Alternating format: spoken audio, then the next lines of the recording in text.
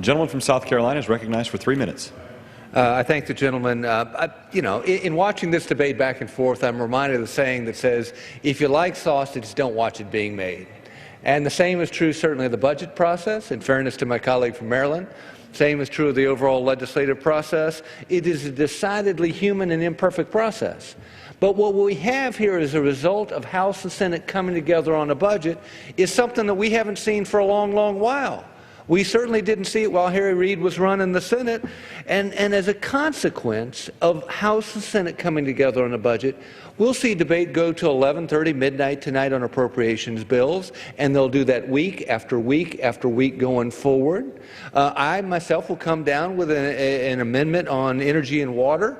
I suspect other members in this very chamber will come down with similar amendments saying, I think we need to add something here, or we need to subtract something here. And that process of scrubbing the budget is something that has been absent for years. That process is called regular order. But regular folks back home would call it simply common sense, because it's what they do every day. Vital to any well-run organization is that ability to go in and say, this isn't working so well over here. I think we need to take from here this low performer and add to this high performer. It's done in churches, it's done in families, it's done in businesses, and it needs to be done in the federal government. So I think as a matter of process, what we have is awfully, awfully important. For too long, our federal government has been running on automatic pilot.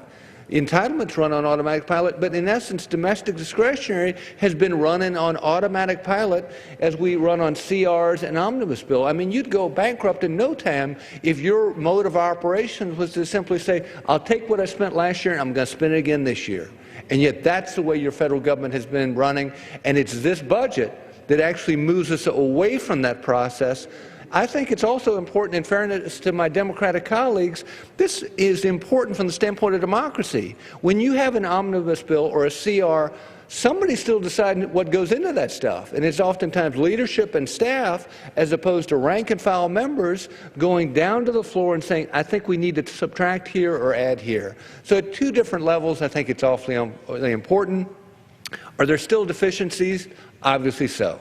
I mean, I think that when you look at the budget cap issue, I think if you look at the issue of off-budget, those are both pathways to financial oblivion. They've got to be addressed. But the bigger framework that has been set in place by moving to regular order in the House and Senate coming together in a budget, thanks to your leadership, Mr. Chairman, I think is vital, and as a consequence, I'll be supporting this measure.